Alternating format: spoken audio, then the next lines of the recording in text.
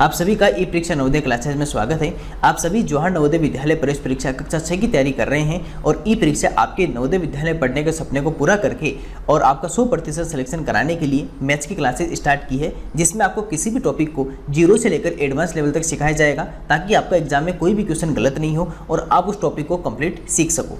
तो हमारी क्लास को आगे बढ़ाते हैं और उससे पहले आपके लिए ई परीक्षा ने 100% सिलेक्शन दिलाने वाली एक पुस्तक तैयार कर दी है जिसे स्टडी गाइड बुक कहते हैं, जिसके अंदर आपको 3000 से अधिक प्रैक्टिस क्वेश्चंस मिलेंगे, 1500 क्वेश्चन मेंटल एबिलिटी के, 1400 क्वेश्चन न्यूमेरिकल एबिलिटी के और 100 पैसेजेस मिलेंगे और साथ में आपको चैप्टर वाइज कंप्लीट नोट्स भी मिलेंगे। तो इसे आज ही अपने घर मंगवा लीजिए और अपनी तैयारी को और बेहतर कीजिए। इसके लिए कॉल कीजिएगा 8696503800 पर। और क्लास को आगे बढ़ाने से पहले अगर आपने अभी तक ई परीक्षा नवोदय क्लासेस चैनल को सब्सक्राइब नहीं किया है तो इसे जरूर सब्सक्राइब कर लीजिएगा। इसके अलावा आपको एक सीक्रेट व्हाट्सएप ग्रुप बता देते हैं जहां पर PDFs, free PDF, notes, classes, बहुत कुछ कंटेंट भेजा जाता है। पूरी साल अच्छे से तैयारी करवा देना अपने बच्चे को। उसके लिए आपके बच्चे का नाम और स्टेट इस नंबर पे भेज देना 8696503800 पर। जितने भी लिंक आए उन सब लिंक्स को ज्वाइन कर लेना। ये ध्यान रखना, आपके बच्चे का नाम इस सीक्रेट व्हाट्सएप ग्रुप में ज्वाइन करने के लिए आपको भेजना होगा। हमारा चैप्टर चल रहा था sir chapter number 2 factors and multiple, गुणज एवं गुणनखंड, जिसके अंदर हमने फैक्टर्स के बारे में सीखा था। और इसके अलावा देखें तो हमने गुणनखंड जिसे अपवर्तक कहते हैं, उसके बाद में हमने कैसे फैक्टर्स फाइंड आउट करते हैं। अगर कोई स्टूडेंट ने नहीं पता है तो वो रिकॉर्डिंग देख लीजिएगा। 2 क्लासेस हमारी कंप्लीट हो चुकी है, उसके अंदर आप ये सारी चीजें सीख जाओगे।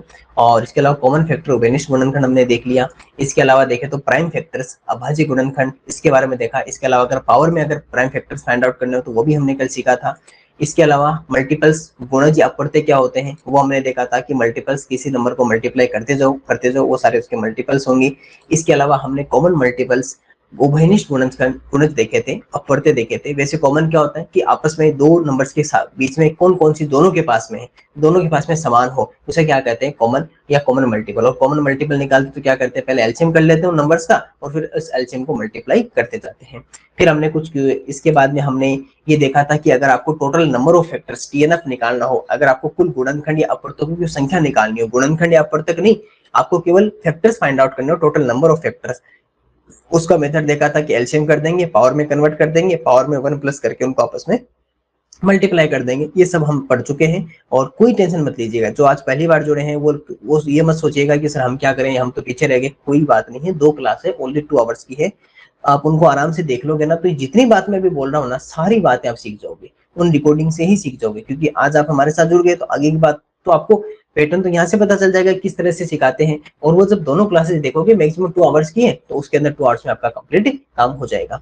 इसके बाद में हमने कुछ पॉइंट्स देखे थे, तो मैं यहाँ से पॉइंट नंबर 1 से वापस स्टार्ट कर देता हूँ ताकि आज हमारे इनको मैं पहले फटाफट बता देता हूँ। हमने जो 7 पॉइंट्स पढ़े थे और बाकी फिर हम आपको आगे पढ़ा देंगे। देखो पॉइंट नंबर 1 क्या कह रहा है, ये कह रहा है कि सर कोई भी जो फैक्टर होता है, factor of any number is smaller than और इक्वल देन एनी नंबर। जैसे कल हमने एक एग्जाम्पल देखा था कि मान लो कोई नंबर है ना, कोई भी नंबर है। जैसे यहाँ पर आज हम एक एग्जाम्पल से बात कर लेते हैं, थोड़ा सा और आपको अच्छे से सिखा देते हैं कि मान लीजिए कि मैं एक नंबर लेता हूँ 10, एक नंबर ले लिया मैंने, इस बार 10 नहीं, चलिए 15 ले लेते हैं ना।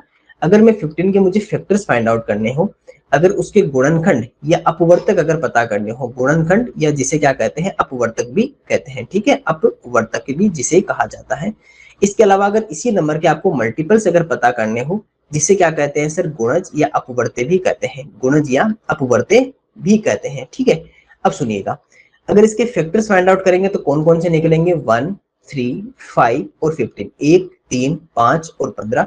अगर इसके मल्टीपल्स पता करेंगे तो 15 मल्टीप्लाई 1 15, 15 मल्टीप्लाई 2 30, 15 मल्टीप्लाई 3 45, 15 मल्टीप्लाई 4 60 और इस तरह कंटिन्यू चलते जाएंगे और लास्ट कहाँ जाएगा, इन्फिनाइट या अनंत तक, क्योंकि ये कभी भी एंड नहीं होते, अनंत तक चलते रहते हैं। तो आपने यहाँ से क्या देखा कि सर कोई भी नंबर का जो फैक्टर गुणनखंड या अपवर्तक जो होता है वो या तो उस नंबर के क्या होता है, इक्वल होता है, या तो उस संख्या के बराबर होता है, या उस नंबर से क्या होता है, स्मॉलर देन होता है। ध्यान रखना क्या होता है सर, हमारे पास में स्मॉलर होता है या उससे छोटा होता है, या तो इक्वल होगा या उससे क्या होगा, स्मॉलर होगा, या तो उसके बराबर होगा या उससे क्या होगा, छोटा होगा। लेकिन सर जो मल्टीपल होता है या तो उस नंबर के क्या होगा, या तो उस नंबर के इक्वल होगा या उस नंबर से क्या होगा, उस नंबर से ग्रेटर देन होगा, कभी भी स्मॉलर देन नहीं होता। क्योंकि मल्टीपल हमेशा कहाँ चलते हैं, आगे चलते हैं, या तो उस संख्या के बराबर होगा या उस संख्या से बड़ा होगा मल्टीपल। तो बस यही 2 बातें हम यहाँ से इसके अंदर, ये 2 बातें इसके अंदर हम सीख रहे थे, ठीक है। ये दोनों लिखा हुआ। तो पॉइंट नंबर फर्स्ट ये फैक्टर और पॉइंट नंबर 2 है मल्टीपल। इसके बाद में लिखा हुआ है कि every number has defined numbers of factors. ये लिखा हुआ है कि किसी भी संख्या के पास में अगर जो फैक्टर्स होते हैं, जो गुणनखंड होते हैं, वो एक काउंटेबल होते हैं, उनको हम गिन सकते हैं टोटल। जैसे इसके अंदर कितने हैं, 1 2 3 4। क्योंकि सर सिंपल सी बात है, फैक्टर्स कहां से स्टार्ट होते हैं, 1 से स्टार्ट होते हैं और कहां तक आते हैं, उस नंबर तक। जो भी आपके पास में नंबर गिवन, आपके पास में जो संख्या दी गई है, इन संख्या के बीच में आएंगे ना सारे नंबर्स, या तो 1 आएगा और 1 से लेकर कहां तक पहुंचेगा, उस नंबर तक। इसके बीच में सारे नंबर्स हो तो काउंट कर सकते हो। लेकिन जो मल्टीपल्स होते हैं, जो गुणज होते हैं, वो उस नंबर से स्टार्ट होते हैं और पता नहीं कहां तक जाते हैं, इन्फिनाइट तक जाते हैं, अनंत तक जाते हैं। तो कभी भी आप मल्टीपल्स को काउंट नहीं कर सकते हो। तो मल्टीपल्स या गुणज जो अपवर्त्य जो होते हैं, उनको आप कभी भी काउंट नहीं कर सकते हो, गिन नहीं सकते कि टोटल कितने हैं। लेकिन फैक्टर्स आप काउंट कर सकते हो। फैक्टर्स क्या करते हो, कर सकते हो, काउंट कर सकते हो। गुणनखंड को आप गिन सकते हो कि सर इतने ही गुणनखंड होंगे इसके, 4 5 10 12 जितने भी है, लेकिन वो आप काउंट कर सकते हो। लेकिन मल्टीपल्स कभी भी काउंट नहीं कर सकते, क्योंकि मल्टीपल्स इनफिनाइट या अनंत तक चलते जाते हैं। क्योंकि सिंपल सी बात है, 15 को 1 से मल्टीप्लाई करते जाओ, 2 से कर लो, 3 से कर लो, 4 से कर लो, इस तरह चलते जाओ मल्टीप्लाई करते हुए, अनंत तक नंबर्स आएंगे, इनफिनाइट तक चलते जाएंगे। तो हमेशा फैक्टर्स क्या होते हैं, डिफाइंड नंबर ऑफ फैक्टर्स, यानी वो काउंटेबल होते हैं। क्या होते हैं, उनको हम काउंट कर सकते हैं। वो निश्चित होते हैं कि इतने ही गुणनखंड है, ऐसा नहीं कि अनंत होते हैं, इनफिनाइट होते हैं, फिक्स होते हैं। जैसे 14 का कौन कौन सा हो गया, ये रेसर 4। 25 की बात करें तो 3 है। तो ये नहीं फिक्स होते हैं। लेकिन सर अगर हम बात करें मल्टीपल्स की, तो मल्टीपल्स क्या होते हैं, इनफिनाइट होते हैं, अनंत होते हैं। उनको हम कभी भी काउंट नहीं कर सकते हैं, गुणज कभी भी गिन नहीं सकते हैं। 1 is a factor of every number, ये बात सर सही है। एक चाहे कोई भी नंबर ले लीजिए, देखो मैं आपको यहां से एक बार वापस आपको बता देता हूं कि कोई भी आप नंबर ले लीजिए, कोई भी संख्या लिख लीजिए, आपको जो मर्जी संख्या लिख लीजिए। जैसे 15 लिख लिया, 18 लिख दिया, 25 लिख दिया, 120 लिख लिया। देखो किसी भी नंबर के 2 फैक्टर्स फिक्स होते हैं। उस संख्या के 2 गुणनखंड तो हमेशा होंगे होंगे। एक तो कौन, एक तो नंबर 1 और एक वो नंबर खुद। एक नंबर 1, एक वो नंबर खुद, एक नंबर 1 और एक नंबर खुद, और एक नंबर 1 और एक वो जो नंबर आपके पास में दी हुई संख्या, वो फिक्स रहेगी। तो किसी भी नंबर के, every number has minimum 2 factors, किसी भी संख्या के कम से कम 2 गुणनखंड होंगे, 1 एंड इटसेल्फ, एक तथा वो संख्या स्वयं। इसका मतलब 1 is a factor of every number, 1 is a factor of every number. एक प्रत्येक संख्या की क्या होगी हमारे पास में, एक प्रत्येक संख्या का फैक्टर होगा, एक प्रत्येक संख्या का गुणनखंड होगा। 1 is a factor of every number. Every number is factor of itself, प्रत्येक संख्या स्वयं की भी गुणनखंड होती है। सर एकदम से सही बात है, 1 भी होगा और वो नंबर खुद भी होगी। मतलब ये दोनों तो फिक्स होते हैं। किसी भी नंबर के लिए आप अगर फैक्टर्स फाइंड आउट करोगे, तो कोई भी नंबर ले लीजिए, every factor is less than और equal to the given number. प्रत्येक गुणनखंड दी गई संख्या से कम होता है या उसके बराबर होता है। ये बात हमें समझ में आ गई, ठीक है। इसके बाद में the number of least factor of given number is 2। कौन कौन से, एक तो 1 और एक इटसेल्फ। ये बात यही कर रहा है कि किसी भी नंबर के कम से कम मिनिमम 2 फैक्टर्स होते हैं, एक तो 1 एंड इटसेल्फ। किसी भी संख्या के कम से कम न्यूनतम गुणनखंडों की संख्या कितनी होती है, 2 होती है। एक तो संख्या 1 और एक संख्या वो स्वयं। इस बात का भी ध्यान रखना। अब ये जो आपके सामने एक बॉय दिख रहा है ना छोटा सा, जिसके सिर पे 3 बाल है छोटे छोटे, और जिसके 2 हाथ, 2 हाथ तो किधर बन रहे हैं, जो उसके 2 हैंड है, एक हैंड तो किधर जा रहा है, मल्टीपल्स गुणज अपवर्त्य की तरफ, और एक हैंड किधर लेके जा रहा है, वो फैक्टर्स गुणनखंड अपवर्तक तक। ये यहाँ से क्या दिखाना चाह रहा है, ये यहाँ से ये दिखाना चाह रहा है कि देखो मेरा जो लेफ्ट हैंड है, वो कह रहा है कि जो मल्टीपल्स गुणज अपवर्त्य होंगे वो तो हमेशा मेरे से बड़े होंगे, और फैक्टर्स गुणनखंड अपवर्तक होंगे वो हमेशा मेरे से लेस देन होंगे, हमेशा स्मॉलर होंगे। अब इसकी जो 2 लेग्स है ना, वो 2 लेग्स क्या दिखा रही है कि मेरे ओनली 2 फैक्टर्स तो फिक्स है, एक 1 और एक वो नंबर खुद। ये 2 फैक्टर्स हमेशा मेरे फिक्स रहते हैं। कि कोई भी नंबर ले लीजिए, उसके 2 फैक्टर्स फिक्स है, एक तो 1 और एक नंबर। अगर मान लो कोई, अगर if a number has only 2 factors, अगर किसी संख्या के केवल 2 ही गुणनखंड है, केवल कितने, 2 ही गुणनखंड है, अगर उसके 2 ही गुणनखंड है, if a number has only 2 factors, तो वो नंबर क्या कहलाएगी, प्राइम नंबर कहलाएगी। क्यों, देखो सिंपल सी बात है, क्यों कहलाएगी, सुनना इस बात को। जब आप सुनोगे ना तभी आप समझ पाओगे एक एक पॉइंट्स को। जब हमने आपको प्राइम और कंपोजिट आपको पढ़ाए थे, एक तो मैंने क्या कहा था, प्राइम नंबर, जिसे हिंदी में अभाज्य संख्या कहते हैं। एक बार के लिए मैं वापस आपको रिमाइंड करवा देता हूं। एक हमने देखा था सर कंपोजिट नंबर, एक क्या देखा था, कंपोजिट नंबर देखा था, जिसे कहते हैं सर भाज्य संख्या, जिसे क्या कहते हैं, भाज्य संख्या। जैसे 7 इज ए प्राइम नंबर, 7 एक अभाज्य संख्या है, जबकि 14 एक कंपोजिट नंबर। कैसे, अगर हम 7 में नंबर्स देखें तो किस किस नंबर का डिवाइड हो सकता है, एक तो 1 और एक 7। इन दो के अलावा कोई भी ऐसा नंबर है जो 7 में डिवाइड करेगा, 7 को डिविजिबल करेगा, नहीं सर, कोई नंबर नहीं है। 14 के लिए सर 1 और 14 ये 2 नंबर तो हमेशा रहेंगे इसके साथ में। इसके अलावा देखो 2 भी इसका फैक्टर है, इसके अलावा 7 का भी इसमें डिवाइड हो सकता है। तो मतलब 1 एंड इटसेल्फ, एक तथा उस संख्या स्वयं के अलावा आपको और भी नंबर्स मिल रहे हैं ना, और भी नंबर्स मिल रहे हैं तो कंपोजिट होगी। अगर मान लो ओनली 1 और वो नंबर खुद नंबर एंड इटसेल्फ ओनली उसके 2 फैक्टर्स हो तो वो नंबर क्या कहलाएगी, प्राइम या अभाज्य कहलाएगी। आज के बाद में याद रखना, if a number has only, has, चलो हैज नहीं लिखते, ओनली 2 फैक्टर्स, ओनली 2 फैक्टर्स, अगर उसके ओनली 2 फैक्टर्स हो, ओनली 2 फैक्टर्स, केवल 2 गुणनखंड हो उसके, कितने हो, केवल 2 गुणनखंड। और गुणनखंड हमेशा क्या होते हैं, छोटे होते हैं क्योंकि उसका डिवाइड वाली संख्या होती है।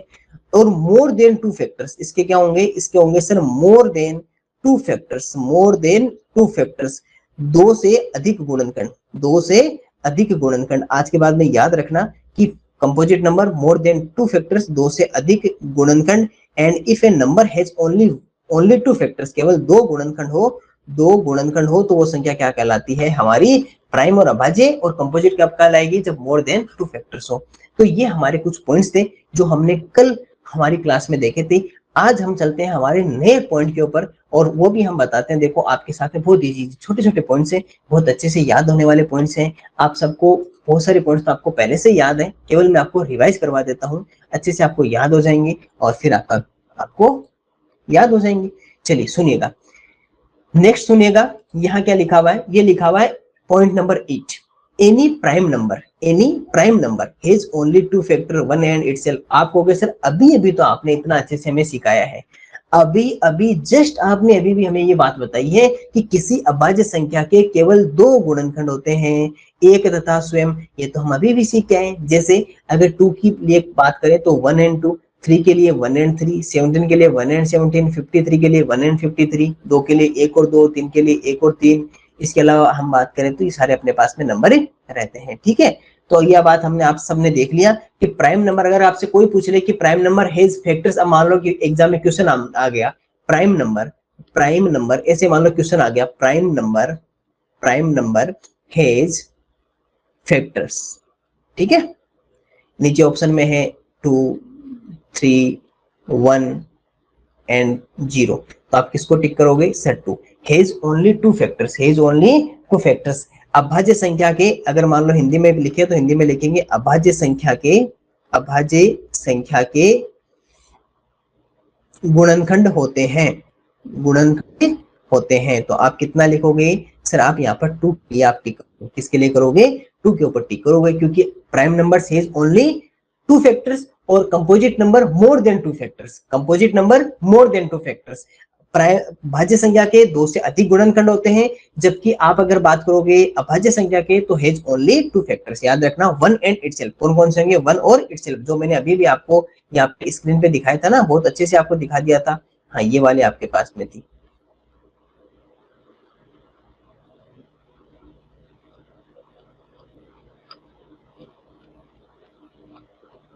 ठीक है, तो प्राइम नंबर के कितने होंगे सर, 2 फैक्टर्स होंगे, एक तो 1 एंड इटसेल्फ।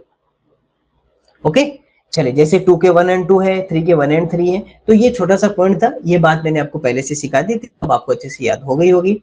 चलिए पॉइंट नंबर 9, यहाँ पर एक वर्ड है आपके पास में, क्या लिखा हुआ है, को प्राइम नंबर। क्या लिखा हुआ है, को प्राइम नंबर। तो पहले मैं आपको ये बता देता हूँ कि एक्चुअल में को प्राइम नंबर होते कौन से हैं, पहले मैं यहाँ सिखा देता हूँ, फिर मैं आपको पॉइंट रिवाइज करवा दूंगा। देखो यहाँ पर एक वर्ड आया है, कौन सा सर, को प्राइम नंबर। कुछ स्टूडेंट्स को पहले से पता है जिन्होंने नंबर सिस्टम की क्लासेस कंप्लीट कर ली है, जिसे कहते हैं सर सह अभाज्य संख्या। जिन्हें नहीं पता वो सुन लीजिएगा, सह अभाज्य संख्या को प्राइम नंबर, या जिसे क्या कहते हैं सर, सह अभाज्य संख्या या को प्राइम नंबर। अब सुनिएगा, देखो को प्राइम नंबर या सह अभाज्य संख्या एक्चुअल में क्या होती है, सुनना। देखो सर, अगर आपके पास में कोई भी, आपके पास में यहाँ पर क्या होगी, 2 नंबर्स होगी, है ना। आपके पास में अगर 2 नंबर्स हैं, ऐसी 2 नंबर्स हैं, और उन 2 नंबर्स के अगर आपका उनका जो कॉमन फैक्टर है, उनके पास में जो कॉमन फैक्टर्स हैं, वो कॉमन फैक्टर कितना हो, 1, उसके पास में कॉमन फैक्टर कितना हो, 1, या जिसे क्या कहते हैं HCF इक्वल टू कितना हो, 1। यानी कि आपके पास में अगर कोई भी 2 ऐसी संख्याएं हैं, if you have only 2 numbers, अगर आपके पास में 2 संख्याएं हैं और उन दोनों संख्याओं का उभयनिष्ठ जो गुणनखंड है, उभयनिष्ठ यानी उनके अंदर जो उभयनिष्ठ है, वो उभयनिष्ठ गुणनखंड, उभयनिष्ठ गुणनखंड कितना है सर, एक है, या फिर जिसे क्या कहते हैं मस है, मस बराबर कितना है एक। एलसीएम एचसीएफ वाली क्लासेस आप सबने देखनी होगी, नहीं देखी हो तो दोबारा देख लेना, लिंक भेज देंगे। मस या उभयनिष्ठ गुणनखंड कितना हो, एक हो, तो वो नंबर क्या कहलाती है, को प्राइम नंबर या सह अभाज्य संख्या या असहभाज्य संख्या कहलाती है। यही बात यहाँ पर लिखी हुई है, को prime have only one common factor, have only one common factor, और वो भी कौन सा होता है, वन।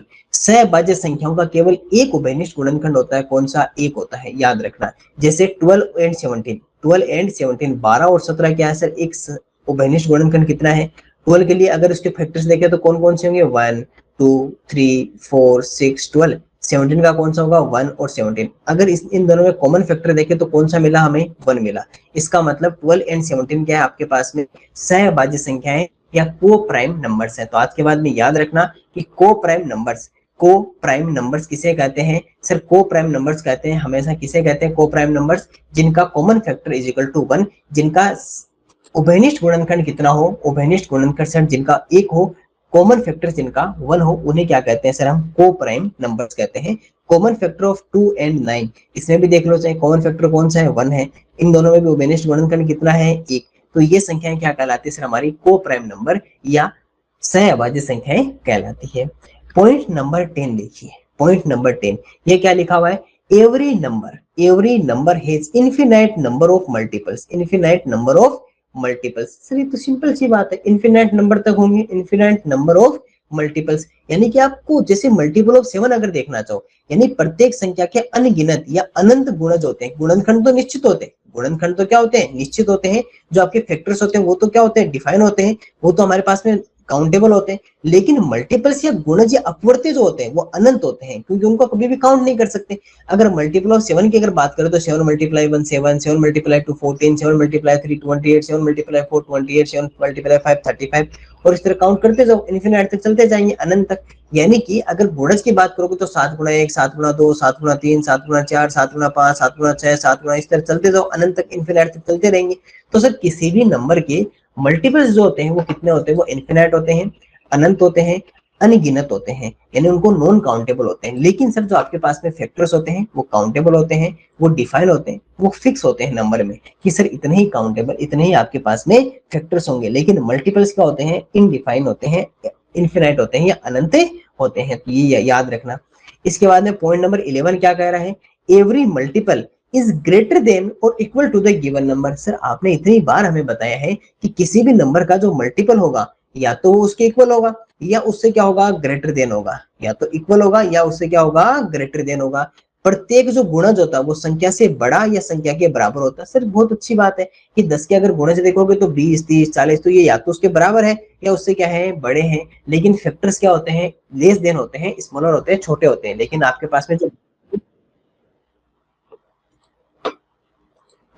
मल्टीपल गुणज होते हैं वो हमेशा क्या होते हैं सर, ग्रेटर देन। जो मल्टीपल्स होते हैं वो हमेशा क्या होते हैं सर, हमारे पास में बड़े या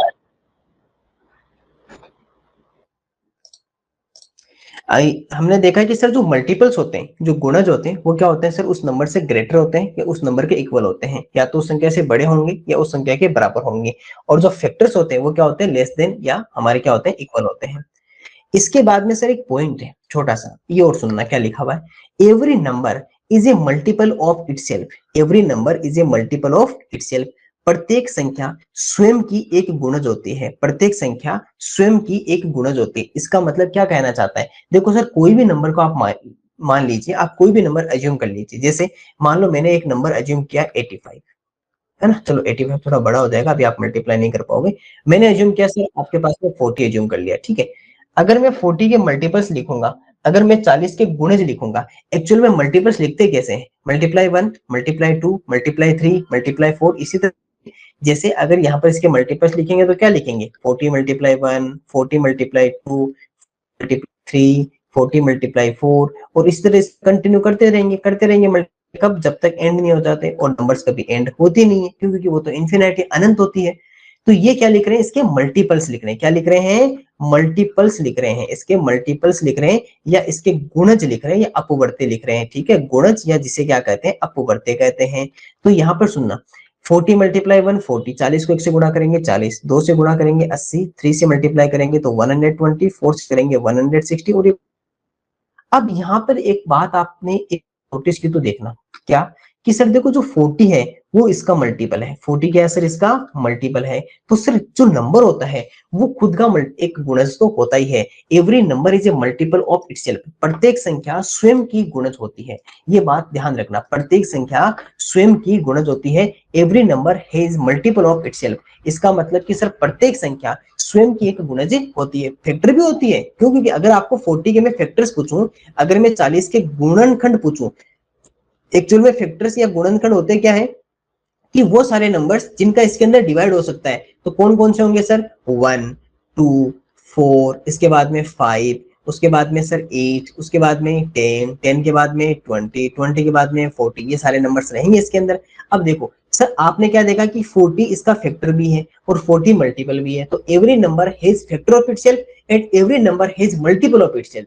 प्रत्येक संख्या स्वयं का गुणनखंड भी होती है और प्रत्येक संख्या स्वयं का गुणज या अपवर्त्य भी होती है। मैं दोनों बातें कंपैरिजन कर करके क्यों बताता हूँ आपको, ताकि आप कंपेयर कर पाओ और आपका माइंड और ज्यादा उसको यूज कर पाए। आपको जब मल्टीपल्स आए तो मल्टीपल के साथ में ये क्यों बताता हूँ, क्योंकि पढ़ने का एक्चुअल में यही मेथड होता है। अगर किसी को बहुत अच्छे से सीखना होता है ना, उसका सबसे बेस्ट मेथड ये होता है कि आप अगर कोई एक पॉइंट पढ़ रहे हो तो उससे रिलेटेड दूसरा पॉइंट भी आपके माइंड में लेकर आओ। हाँ, आप अभी छोटे हो, आपको नहीं पता कि सर किस तरह से अच्छे से स्टडी की जाती है। मैं आपको इसीलिए मैं आपको कंपेयर करवाता हूँ बार बार में हर एक बात को। जैसे ये बात मैंने आपको बहुत पहले बता चुका हूँ, लेकिन फिर भी बार बार इसको कंपेयर करवाना, बार बार लिखना, क्यों? ताकि जब एक अगर पॉइंट आ रहा है तो उससे रिलेटेड दूसरा पॉइंट भी हमें याद रखेंगे, तो आपका माइंड और जल्दी सीखेगा उस बातों को, उसको और जल्दी आप लर्न कर पाओगे। इसलिए तो ये एक बेस्ट मेथड होता है किसी भी चीज को लर्न करने का, रीड करने का, उसको पढ़ने का, कि अगर कोई आप एक पॉइंट पढ़ रहे हो तो उससे रिलेटेड सारे पॉइंट्स आपको पता होने चाहिए कि क्या होता है। जैसे अब मैंने मल्टीपल्स लिखा तो मैंने आपको ये भी बताया कि मल्टीपल कैसे फाइंड आउट करते हैं, फैक्टर कैसे फाइंड आउट करते हैं, क्योंकि अभी आप छोटे बच्चे हो, आपका माइंड अभी धीरे काम सीख रहा है, तो मैं चाहता हूँ कि सीखते हुए इस तरह से आपको सिखाऊं कि आप कम बहुत जल्दी आप सीखना स्टार्ट कर दो।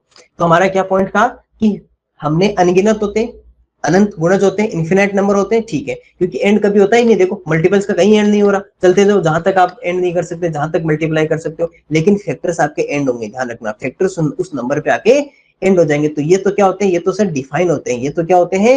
ये तो डिफाइन होते हैं, या ये क्या होते हैं? निश्चित होते हैं। इन्हें क्या कहते हैं सर? निश्चित कहते हैं, यानी कि इन्हें हम काउंट कर सकते हैं, इन्हें क्या कर सकते हैं? काउंट या हैं। लेकिन सर मल्टीपल्स गुणज ये क्या होते हैं? ये हमारे पास में इन्फिनाइट होते हैं। ये क्या होते हैं? इन्फिनाइट होते हैं, अनंत होते हैं, इन्हें हम कभी भी काउंट नहीं कर सकते। ये अनगिनत होते हैं। ये क्या होते हैं? अनगिनत होते हैं, अनकाउंटेबल होते हैं, ध्यान रखना मल्टीपल्स। चलिए दोनों पॉइंट सिखा दिया आपको कि जो स्वयं होता है वो खुद भी इसका मल्टीपल होती है और फैक्टर भी होता है और अनकाउंटेबल भी होते हैं, यानी कि इनको कभी भी इन्फिनाइट तक चलते हैं। इसके बाद में ये था every number is a multiple of itself, अभी इसी के ऊपर बात कर रहे थे, प्रत्येक संख्या स्वयं की गुणज होती है, ये हमें पढ़ लिया। इसके बाद में जैसे 15 का देख लो, 15 इसका मल्टीपल है, 20 भी इसका मल्टीपल है। 15 की अगर गुणज देखोगे तो 15 खुद का गुणज है, 20 भी खुद का गुणज है।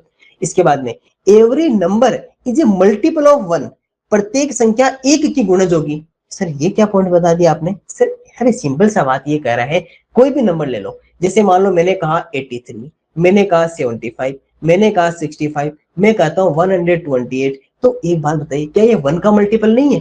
क्या ये 1 के मल्टीपल नहीं है? क्या एक के गुणज नहीं है ये? सर ये तो सब मल्टीपल है 1 के। अगर मैं 1 के मल्टीप्लाई लिखूंगा तो क्या करूंगा? 1 मल्टीप्लाई 1, 1 मल्टीप्लाई 2, 1 मल्टीप्लाई 3, 1 मल्टीप्लाई 4, इस तरह काउंट करता जाऊंगा। तो एक टाइम ऐसा भी तो आएगा ना जब 1 मल्टीप्लाई 83 करेंगे, 1 मल्टीप्लाई 75 भी करेंगे, 1 मल्टीप्लाई 65 भी करेंगे, 1 मल्टीप्लाई 128 भी करेंगे, तो इसका आंसर कितना आएगा? 83। इसका कितना आएगा? 75। इसका कितना आएगा? 65। इसका कितना आएगा? 128। इसका मतलब कि सर कोई भी आप नंबर यूज कर लीजिए, आप कोई भी नंबर अज्यूम कर लीजिए, every number has multiple of 1, एक के सभी गुणज होते हैं, क्योंकि एक का सभी में भाग जाता है, 1 का सभी में डिवाइड होता है, 1 सभी नंबर्स को डिवाइड करता है। तो अगर 1 सभी नंबर्स को डिवाइड कर रहा है, कब कर रहा है? जब वो सबका मल्टीपल है। देखो सिंपल सी बात, कोई भी नंबर कब डिवाइड करता है किसी नंबर को? जब वो उसका मल्टीपल होता है। अगर किसी नंबर का कोई मल्टीपल है ना, तभी उसको डिवाइड करेगा। सर आपने क्या बोल दी ये बात? मैं बताता हूँ, देखो मैंने अभी भी क्या बोला। मैंने क्या कहा कि कोई भी नंबर अगर उससे डिवाइड हो रहा है ना, इसका मतलब उसका मल्टीपल है। कैसे? जैसे मैं कहूं कि 14 है, 14 में 2 का डिवाइड होता ना 2 का डिवाइड 14 में। इसका मतलब 14 जो है ना 14 वो 2 का एक मल्टीपल है, 2 का एक गुणज है। कैसे? 2 को 7 से मल्टीप्लाई करोगे तो आएगा ना 14। जब मल्टीप्लाई मल्टीपल्स होंगे ना तभी उसमें डिवाइड होगा। और एक जो है ना 1, 1 एक ऐसा नंबर है 1 का सभी नंबर्स में डिवाइड होता है, 1 का सभी नंबर्स में डिवाइड होता है। तो इसका मतलब सभी नंबर्स 1 के मल्टीपल होते हैं, सभी संख्याएं 1 की गुणज होती है। Every number has a multiple of 1, every number has a multiple of 1। और अगर कोई नंबर जैसे 85 जो है वो 5 का मल्टीपल है, 85 क्या है? 5 का मल्टीपल। कैसे पता किया कि सर 85 में 5 का डिवाइड होगा, 85 में 5 का डिवाइड होगा, 85 में 5 का भाग होगा, मतलब 85 क्या है? 5 का गुणज है। 85 is a multiple of 5 because 85 is completely divisible of 5। 85 5 का गुणज है क्योंकि 85 क्या है? 5 से पूर्णतः विभाज्य होती है। इस बात का ध्यान रखना। अगर कोई भी संख्या आपकी उसकी किसी संख्या की गुणज है तो इसका मतलब वो संख्या उससे पूर्णतः विभाज्य हो रही है। If a number is a multiple of a number, then it means that this number is completely divisible by that number। अगर कोई संख्या किसी संख्या से पूर्णतः विभाज्य हो रही है तो वो संख्या उसकी क्या है? गुणज है। इस बात का ध्यान रखना। और one is a number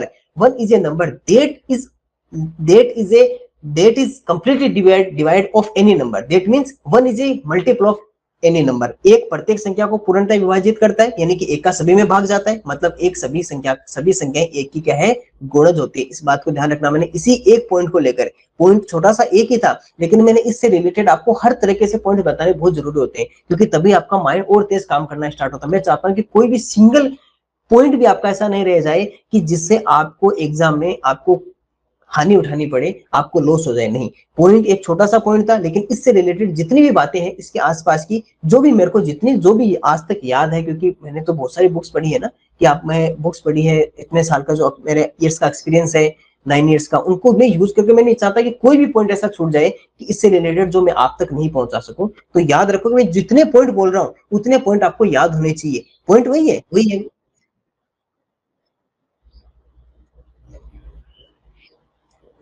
इससे रिलेटेड अगर एग्जाम्स की बात करें तो इससे रिलेटेड स्टेटमेंट्स लिखे आते हैं। उन स्टेटमेंट्स को हमें ट्रू फॉल्स या उसके अंदर ब्लैंक लिखा आता है। अभी जैसे कुछ क्वेश्चंस, जैसे अभी कुछ क्वेश्चंस करेंगे हम, आपके पास में कुछ क्वेश्चंस लेके आएंगे, उसके अंदर आप देख पाओगे कि आपको या तो स्टेटमेंट लिखा होगा, जैसे ऐसे नंबर लिखा आ जाएगा every number is a multiple of blank. अगर मान लो ऐसा लिखा आ गया कि every number is a multiple of, every number is a multiple of, every number is a multiple of, और उसके बाद ब्लैंक लिख दिया तो यहाँ पर क्या आएगा? 1 आएगा। प्रत्येक संख्या इस खाली स्थान की गुणज होती है तो आपको पता चलेगा 1। अरे क्वेश्चंस आएंगे, क्वेश्चंस प्रैक्टिस क्वेश्चंस में बहुत सारे ऐसे स्टेटमेंट्स मैंने लिखे हैं, है ना, ऐसे स्टेटमेंट्स, और बाकी जो नहीं है वो आपके पास में और प्रोवाइड करवाएंगे, लेकिन ऐसे स्टेटमेंट्स लिखे आएंगे, उनको आपको पता करना होगा। इसमें ये जो स्टेटमेंट बता रहे हैं ना इसी में आएंगे, या फिर ट्रू फॉल्स के आ जाएंगे।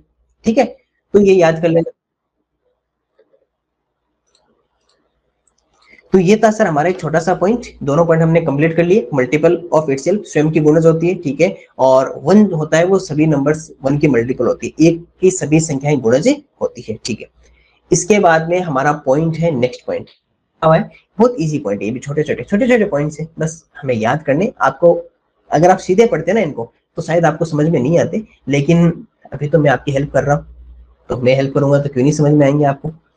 Any number becomes zero, any number becomes zero when multiplied by zero। अरे ये तो सिर्फ प्रॉपर्टी ऑफ जीरो कह रही है, ये तो क्या हो गई? Property of zero.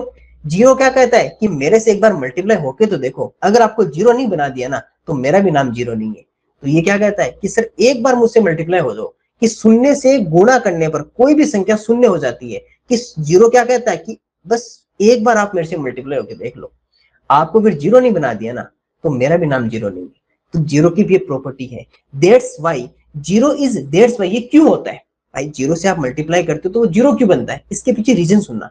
That's why zero is not a factor of any number, zero is not a factor of any number and multiple of zero is no other number except zero. यानी कि जो zero है वो किसी number का factor नहीं है, क्योंकि जीरो का नंबर किसी नंबर में डिवाइड कर ही नहीं सकते। अरे जीरो का किसी नंबर में डिवाइड कर सकते हो? नहीं कर सकते, तो जीरो किसी का फैक्टर नहीं है। तो जब जीरो फैक्टर नहीं है तो जीरो से मल्टीप्लाई करोगे तो आंसर भी कितना आएगा? जीरो आएगा।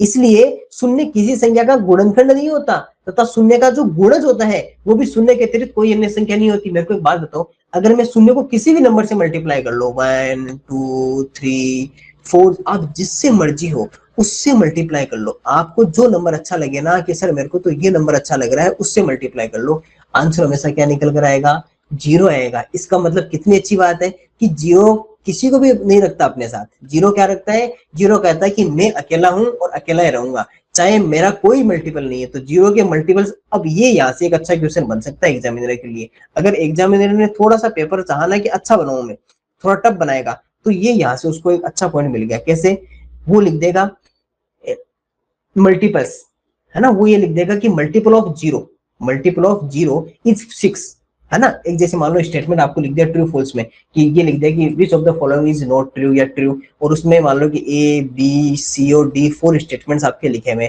और सी में आपके पास में ये लिख दिया कि 4 is a multiple of zero, 4 is a multiple of zero. 4 जो है वो जीरो का गुणज है, 4 शून्य का गुणज है। एक बात बताओ, 4 शून्य का गुण, अब आपको पता होना चाहिए कि सर जीरो से अगर किसी नंबर को गुणज मल्टीपल क्या होता है, इस जीरो से मल्टीप्लाई करना पड़ेगा। एक बात बताओ, शून्य से अगर किसी संख्या को गुणा करोगे तो क्या शून्य के अलावा कुछ आएगा, नहीं आएगा। मतलब जीरो के मल्टीपल जीरो के अलावा कुछ भी नहीं होता है, जीरो का जीरो ही गुणज होता है, ये याद रखना। ये पॉइंट देखो, पॉइंट अच्छे छोटे छोटे पॉइंट्स है, आपको सब कुछ पता है, लेकिन आपको बार बार ये कुछ बताएंगे ना इस तरह से, इस इमेज बना बना के छोटे छोटे, तो आपको ये याद रहेगा कि अच्छा सर ने ये बात हमें बताई थी। ये मल्टीपल्स जो होते हैं ना जीरो के, वो जीरो के अलावा कुछ भी नहीं होता। क्यों, क्योंकि सर जीरो को किसी नंबर से मल्टीप्लाई कर लो। जब मैं रीजन दे रहा हूँ ना, तब आपको पता चल रहा है कि हाँ सर इसके पीछे ये रीजन है। जीरो को किसी नंबर से मल्टीप्लाई कर लो, आपको जो चाहो उससे मल्टीप्लाई कर लो, लेकिन आंसर तो जीरो ही रहेगा, क्योंकि जीरो कभी चाहता ही नहीं कि मैं उससे आगे बढ़ूं। क्योंकि देखो जीरो क्या होता है, जीरो होता है शून्य, कुछ नहीं, वो कभी नहीं चाहता कि मैं आगे बढ़ूं, वो जीरो कहता है मैं तो जीरो ही रहूंगा। आपको जो चाहो मर्जी हमें मुझे वो नंबर दे दो, लेकिन मैं तो जीरो ही रहूंगा, मैं जीरो से आगे नहीं जाऊंगा। तो जीरो के कोई मल्टीपल नहीं होता जीरो के अलावा, और जीरो का किसी नंबर में डिवाइड भी नहीं होता, क्योंकि अगर आप जीरो का किसी नंबर में भी डिवाइड कर दोगे तो वो क्या बन जाएगा, वो इन्फिनाइट बन जाएगा, अनंत बन जाएगा। जैसे हमने प्रॉपर्टी ऑफ जीरो में सीखा था ना कि अगर जीरो में किसी नंबर का डिवाइड करेंगे, जैसे ये मैं बता देता हूँ, अगर मान लो 20 में मैं जीरो का डिवाइड करूंगा तो क्या आएगा, इन्फिनाइट। लेकिन अगर जीरो में 20 का डिवाइड करूंगा तो कितना आएगा, जीरो। अगर जीरो में किसी संख्या का आप भाग कर रहे हो तब तो क्या आएगा, जीरो। और जीरो, अब क्यों, ये मैंने कैसे सिखाई थी ट्रिक कैसे सिखाई थी सर, नीचे जो लिखा होता है ना वो होता है टोटल। वो क्या होता है, टोटल या कुल। ऐसे मान के चलो कि आपके पास में 20 रुपीज थे, और मैंने उसमें से आपसे कितने रुपीज लिए, जीरो, तो आप मुझे कितने रुपीज दोगे, जीरो रुपीज दोगे। लेकिन अगर मैं, आपके पास में 0 रुपीज है और मैं कहूं लाओ मुझे 20 रुपीज दो, तो आप कहोगे सर ये आप एकदम से गलत बात कर रहे हो, ये सर बात सही नहीं है, ये बात है सही नहीं है, ये एक स्टेटमेंट जो आप कह रहे हो ना ये गलत स्टेटमेंट है, ऐसा नहीं हो सकता, ये बात सही नहीं है। तो इसका आंसर कितना आएगा, इन्फिनाइट आएगा, अनंत आएगा। सर हमारे पास तो खुद के पास 0 रुपए और आप हमको कह रहे हो 20 रुपीज दो, नहीं सर, ये एक डिफाइन नहीं है, इसको आप डिफाइन नहीं कर सकते, इस बात को ये प्रूव नहीं कर सकते। हाँ, हमारे पास 20 रुपीज हो तब आप 0 रुपीज ले जाओ हमसे, तब हम आपको 0 रुपीज दे देंगे, लेकिन हमारे पास 0 रुपीज है, आप हमसे 20 रुपीज लोगे, ये तो गलत बात है। ये तो क्या है सर, नॉट डिफाइन है, ये क्या है, नॉट डिफाइन है, इसको आप डिफाइन नहीं कर सकते। तो इसका आंसर कितना आएगा, इन्फिनाइट आएगा। तो याद रखना, डिवाइड जीरो तो मतलब 0 50 में नहीं सर, ऐसा थोड़ी होता है, 0 रुपीज 88 रुपीज कैसे ले लोगे हमसे, सर ये तो नॉट डिफाइन है, ये क्या है, इसको अपरिभाषित है, इसको कभी भी परिभाषित नहीं कर सकते। तो ये क्या रहेगा हमारे पास में, इन्फिनाइट रहेगा।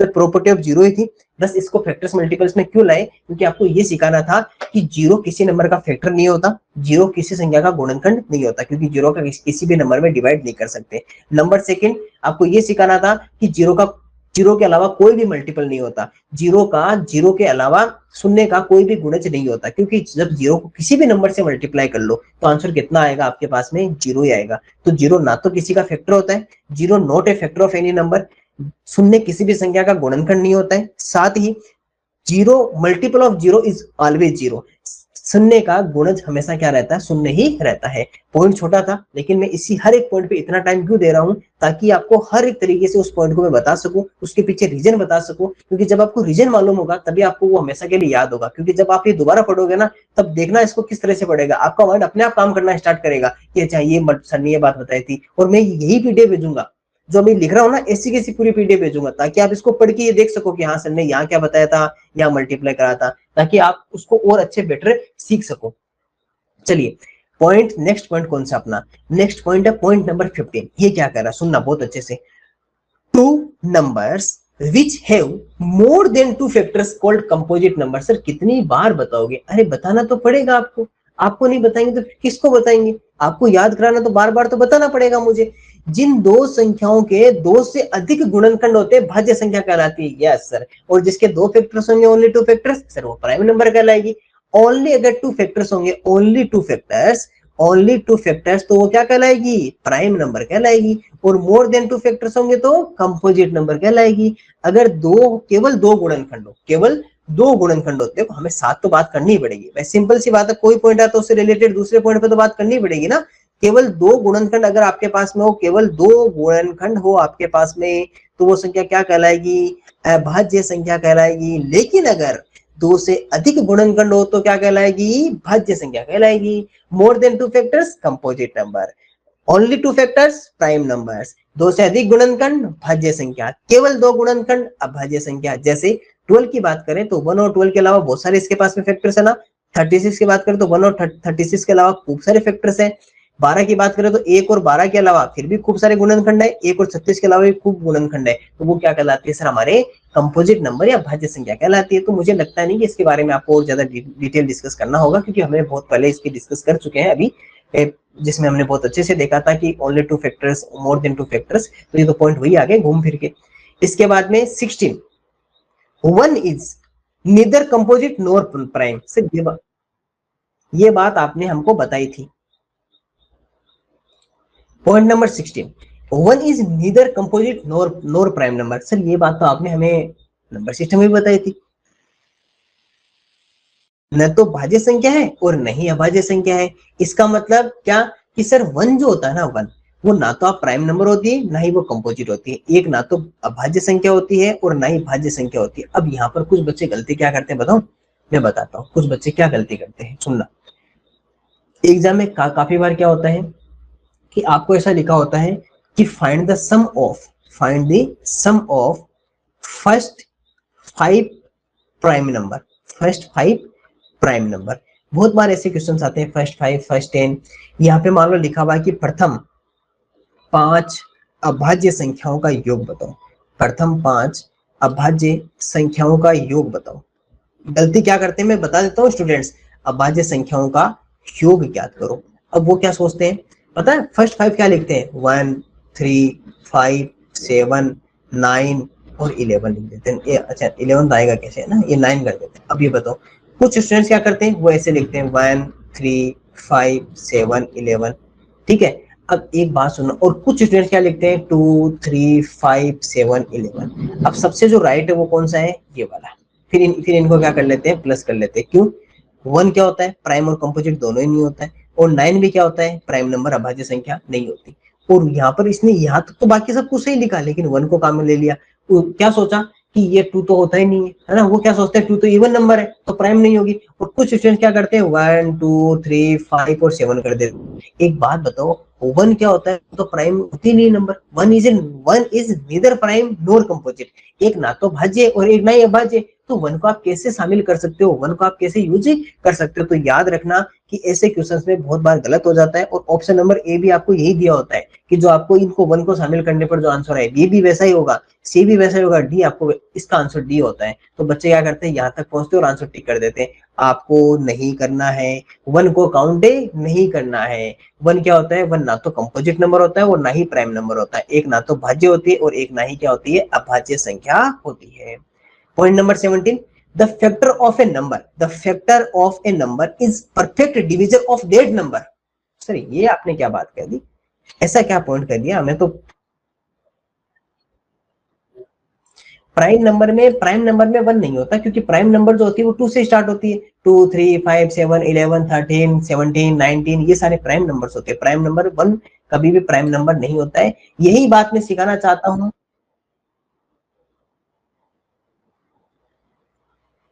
प्राइम फैक्टर नहीं, उसे प्राइम नंबर कहते हैं। प्राइम नंबर का अगर आपको पता करना हो किसी भी प्राइम नंबर को, तो प्राइम नंबर या अभाज्य संख्या क्या कब कहलाती है? कोई भी संख्या प्राइम नंबर, हाँ ये प्राइम नंबर और इसका अंतर है। प्राइम नंबर क्या कब कहलाती है? कोई भी नंबर जैसे n नंबर है तो उसका ओनली 1 और वो n 2 ही फैक्टर हो तो वो नंबर प्राइम कहलाती है। लेकिन 1 खुद प्राइम नंबर नहीं होती, इस बात का ध्यान रखना। वन प्राइम नंबर नहीं होती। हाँ, अगर कोई नंबर ऐसा है जिसमें वन और उस नंबर के अलावा किसी नंबर का डिवाइड नहीं जा रहा, जैसे 17 है तो 17 में वन और 17 के अलावा कोई भी नंबर इसमें डिवाइड नहीं होगा, इसका कोई भी फैक्टर नहीं है, तो ये नंबर प्राइम या अभाज्य कहलाएगी। लेकिन वन कभी भी प्राइम या अभाज्य नहीं कहलाएगी, इस बात का ध्यान रखना, क्योंकि वन का तो सब में डिवाइड कर रहे हैं, वन के तो सारे मल्टीपल्स है ना, वन के सारे मल्टीपल्स है, वन का तो डिवाइड करते हैं। इस बात का याद रखना कि वन प्राइम या अभाज्य संख्या नहीं होती है, लेकिन वन और उस नंबर के अलावा किसी का भी डिवाइड नहीं हो तो वो number. Yes, number and factors are different. Factors होते हैं कि सर किसी नंबर में किस किस संख्या का भाग कर सकते हैं। फैक्टर्स और नंबर में तो बहुत अंतर है, फैक्टर्स और नंबर में तो अलग है। फैक्टर्स और नंबर दोनों अलग अलग पॉइंट है। नंबर क्या होते हैं, सर कोई भी नंबर मान लो, 18, 15, 19, 38 कुछ भी। लेकिन फैक्टर्स क्या होते हैं कि किसी नंबर में, जैसे 18 है तो 18 में किस किस नंबर का डिवाइड होगा, 15 में किन का डिवाइड होगा, 19 में किन का डिवाइड होगा, 38 में किन का डिवाइड होगा, वो फैक्टर्स होते हैं। और नंबर नंबर कुछ भी हो सकता है। लेकिन फैक्टर्स क्या होते हैं, उस नंबर से रिलेटेड सारे उसके फैमिली मेंबर जो उसके अंदर डिवाइड करते हैं, वही उसके फैक्टर्स होते हैं। ओके, ये पॉइंट सुनना, the factor of A number is perfect divisor of that number. किसी संख्या का जो गुणनखंड होता है ना, वो उस संख्या का पूर्णतः भाजक होता है, अर्थात संख्या को पूर्णतः विभाजित करेगा। सिंपल सी बात ये है कि ये कह रहा है कि अगर मान लो कोई फैक्टर है किसी नंबर का, जैसे एक एग्जांपल लेता हूं मैंने एक एग्जांपल लिखा 14, और 14 के फैक्टर्स कौन कौन से होते हैं, 1, 2, 7 और 14। अब यहां से मान लो कि मैं आपको कहूं कि 7 जो है वो 14 का फैक्टर है, 7 जो है वो 14 का एक गुणनखंड है। तो क्या एक बात बताइए, 14 में 7 का डिवाइड होगा, 14 में 7 का डिवाइड होगा, यस सर। तो मतलब ये इसका पूर्णतः भाजक होगा, ये इसका परफेक्ट डिवीजर होगा। 7 is a perfect divisor of 14, 7 is a perfect divisor of 14। 7 जो है वो 14 का पूर्णतः भाजक है। क्यों? क्योंकि सर 7 एक फैक्टर है, और फैक्टर कब होता है, जब उसके अंदर डिवाइड होगा तभी तो फैक्टर कहलाएगा। अगर कोई फैक्टर है, इसका मतलब क्या है कि वो उस नंबर को डिवाइड कर रहा था कंप्लीटली। तो ये सिंपल सी बात है कि परफेक्ट डिवीजर होना वो नंबर, चाहे कोई भी, जैसे मान लो अगर 15 की बात करूं, 15 का 5 एक परफेक्ट डिवीजर है, यस सर। क्यों? क्योंकि 5 इज ए फैक्टर ऑफ 15, 5 15 का गुणनखंड है, तो 5 is a perfect divisor of 15। इसका मतलब 5 जो है वो पूर्णतः भाजक होता है। तो आप ऐसे भी याद कर सकते हो कि कोई भी अगर फैक्टर होता है ना, फैक्टर वो क्या होता है, किसी भी जो नंबर होती है आपके पास में, उस नंबर का परफेक्ट डिवीजर होता है। उसका क्या होता है, परफेक्ट डिवीजर होता है, यानी उसको पूर्णतः विभाजित करता है, कंप्लीटली डिविजिबल करता है। कोई भी आपके पास में गुणनखंड है, अगर कोई गुणनखंड है तो गुणनखंड उस संख्या का क्या होता है, पूर्णतः भाजक होता है। उसका क्या होता है, पूर्णतः भाजक होता है, यानी कि उसको क्या करेगा, पूर्णतः विभाजित करेगा। तो ये हमारे कुछ पॉइंट्स थे जो हमने कंप्लीट किए, और इसके बाद में मैं आपको कुछ एग्जांपल्स, आपको पॉइंट्स तो आपने कंप्लीट कर लिए, जैसे ये हमने गुणनखंड देख लिया, निधर होता है, नोर होता है। तो ये हमारे 17 टोटल पॉइंट्स थे जिनके ऊपर हमने डिस्कस किया, इनको समझा कि क्या किस तरह से होता है। छोटे छोटे पॉइंट्स थे और बहुत अच्छे से थे, और आप सभी ने भी इनके मेरे साथ साथ में सीखा होगा। जैसे ये हमारे 16 थे, और आपको मैं दिखाता हूँ और कौन सा एक ये पॉइंट था कि जो मोर देन 2 अगर किसी के फैक्टर्स होंगे तो कंपोजिट होगा, और ओनली 2 फैक्टर्स होंगे तो प्राइम होंगे। इसके अलावा एक हमने क्या देखा था कि अगर कोई भी जो जीरो होता है, जीरो किसी का भी डिवाइड नहीं होता, पहला पॉइंट तो ये, जीरो शून्य किसी भी संख्या का गुणनखंड नहीं होता है। और इसके अलावा मल्टीपल्स ऑफ जीरो ऑलवेज भी जीरो, जीरो के सभी जो नंबर गुणज होते हैं वो हमेशा जीरो होते हैं। क्योंकि जीरो को जब किसी संख्या से मल्टीप्लाई करेंगे तो आंसर कितना रहेगा, जीरो ही रहेगा। यहाँ पे क्या लिखा हुआ था कि जो नंबर होती है वो खुद की भी क्या होती है कि मल्टीपल होती है, क्योंकि नंबर खुद का मल्टीपल होना ही है। और वन जो होता है, वन के सभी नंबर्स क्या होते हैं, मल्टीपल्स होते हैं, एक की सभी संख्याएं गुणज होती है। यहाँ पर हमने क्या देखा कि इन्फिनाइट नंबर ऑफ मल्टीपल्स, अब अनंत होते हैं, किसी भी संख्या के जो मल्टीपल्स होते हैं नंबर के वो इन्फिनाइट होते हैं, यानी कि अनगिनत गुणज होते हैं। इसके अलावा गुणज जो होता है, मल्टीपल होता है, वो हमेशा इक्वल देन और ग्रेटर देन होता है, हमेशा क्या होता है, या तो उसके बराबर या उससे बड़ा होता है। हमने देखा कि को प्राइम नंबर क्या होती है, अगर कोई टू नंबर्स है, two numbers have only one common factor is one, then called को प्राइम नंबर्स। अगर कोई दो संख्याएं हैं जिनका उभयनिष्ठ गुणनखंड केवल एक है तो वो क्या कहलाएगी सर, आपके पास में सहअभाज्य संख्याएं कहलाएगी। पॉइंट नंबर 8 क्या था हमारे पास में, अगर कोई प्राइम नंबर है, prime number has only 2 factors, one and itself. किसी भी अभाज्य संख्या के केवल 2 गुणनखंड होते हैं, एक तथा स्वयं। और कंपोजिट क्या होगी, मोर देन 2 फैक्टर्स होंगे तो वो क्या कहलाएगी, कंपोजिट कहलाएगी। एक हमने ये बनाया था छोटा सा,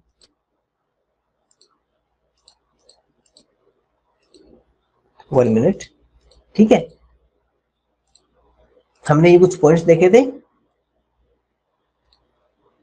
देखो सर, यहाँ मैंने एक आपके पास में एक छोटा सा बोई बनाया था, जो क्या हमें क्या सिखाता है, ये हमें ये सिखा रहा है कि देखो मेरे से अगर आप आगे की तरफ जाओगे तो मुझे मल्टीपल्स मिलेंगे, यानी कि ग्रेटर देन, मुझसे बड़े, और अगर मेरे से छोटे की तरफ जाओगे तो मुझे फैक्टर्स या गुणनखंड या अपवर्तन मिलेंगे। सिंपल सी बात है। फैक्टर्स क्या होते हैं सर? फैक्टर्स डिवाइड होते हैं। फैक्टर्स क्या होते हैं? डिवाइड। और मल्टीपल्स क्या होते हैं? मल्टीप्लाई। बस यही तो बात है। डिवाइड करेंगे तो पीछे हमें छोटे नंबर देने पड़ेंगे, और मल्टीपल्स आगे यहाँ उसके इक्वल हो सकते हैं। या फिर अगर ये वो नंबर हमने यहाँ पे देखे थे, मोर देन होते हैं, ओनली 2 फैक्टर्स होते हैं। लिस्ट नंबर, कम से कम किसी भी नंबर के कितने फैक्टर हो सकते हैं? सिर्फ 2। एक तो 1 और इटसेल्फ। मिनिमम मिनिमम जो फैक्टर्स होते हैं वो 2 होते हैं। किसी भी संख्या के न्यूनतम गुणनखंड कितने होते हैं? 2 होते हैं। इसके अलावा और हमने क्या देखा? इसके अलावा ये फैक्टर और मल्टीपल देखा था। ग्रेटर देन, लेस देन और इक्वल डिफाइन होते हैं और इनडिफाइन होते हैं। गुणनखंड क्या होते हैं? निश्चित होते हैं। डिफाइनाइट डिफाइंड नंबर्स होते हैं फैक्टर्स के, और मल्टीपल्स इनडिफिनाइट होते हैं, अनंत होते हैं। तो ये हमने पूरे 17 पॉइंट्स हमारे कंप्लीट कर लिए, और बहुत ही आसानी से, बहुत ही आराम से सीखते हुए, सारे पॉइंट पे अच्छे से डिस्कस किए करते हुए हमने कंप्लीट कर लिए हैं। कुछ एग्जांपल्स है जो हमें सीखने जरूरी है। तो मैं आज आपको टोटल हमारे पास में कितने एग्जांपल्स है इसके अंदर, 1 मिनट, टोटल एग्जांपल्स हमारे पास में 15। टोटल कितने हैं? 15। तो मैं अभी एक काम करता हूँ, आपको एग्जांपल्स, तो हम एक काम करते हैं, कल स्टार्ट करेंगे, है ना। एग्जाम्पल्स हमारी नेक्स्ट क्लास में स्टार्ट कर लेंगे। हाँ, हमारे एग्जाम्पल्स हम हमारी नेक्स्ट क्लास में स्टार्ट करेंगे, और उम्मीद है कि कल ये सारे एग्जाम्पल्स में करवा भी दूं, क्योंकि मुझे पता है कि आप सबने बहुत अच्छे से सीखा है, तो इनमें ज्यादा आपको टाइम लगेगा भी नहीं। छोटे छोटे एग्जाम्पल्स हैं, हाँ हो सकता है या तो कल कंप्लीट कर लेंगे, नहीं फिर परसों इनको कंप्लीट कर लेंगे। नेक्स्ट 2 डेज में हम फैक्टर और मल्टीपल को कंप्लीट कर देंगे, और उसके बाद में जो हमारा नेक्स्ट चैप्टर है फ्रैक्शन नंबर्स, उनको देखेंगे। वो भी बहुत अच्छा है और बहुत ही इंटरेस्टिंग टॉपिक है, वो भी, उसको भी बहुत अच्छे से देखेंगे। तो हमारे पॉइंट्स कंप्लीट हो चुके हैं। आप एक बार क्लास को वापस देखना और सारे पॉइंट्स अच्छे से याद कर लेना, क्योंकि वहां पे स्टेटमेंट्स आते हैं इनसे लिखे हुए। अगर एग्जाम में आएंगे ना पॉइंट्स, तो स्टेटमेंट्स आएंगे, ट्रू फॉल्स आ सकते हैं, या या फिर ब्लैंक।